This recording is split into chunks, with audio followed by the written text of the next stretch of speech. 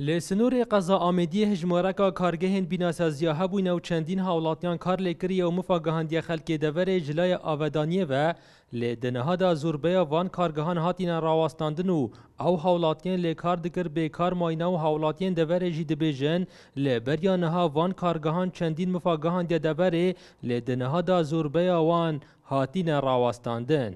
اما معامله بس ذنوب ویجید که شورای اسپیدر بیچکر تقریبا مفعول گرد گنده باشی. اما بحث قبل معاملات دونو جمعین ماجی واربکه عرضه مدوبه 3 دفتر مدوبه شما به حال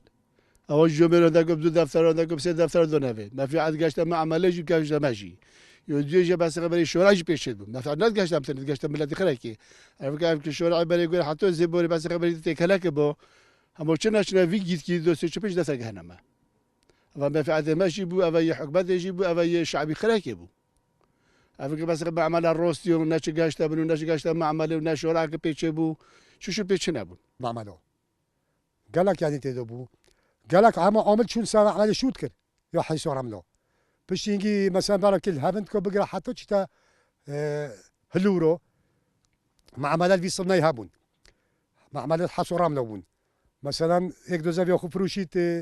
بدا فتلك وبهالتر وكيمتر دو مثلا بودوغر نباجي و زاویه مثلا برا خودی وکیل هند روش به متر روش هبو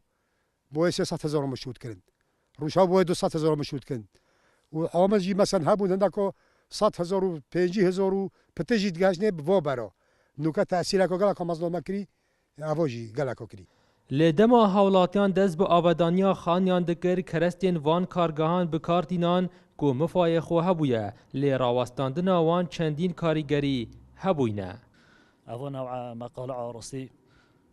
هاری کاری که باشد که بوی خالقی چمکی بچی خاصة أفيد ما نزيك المنطقة ومديه حدود هندك وأفن نزيك بون وكو مسافة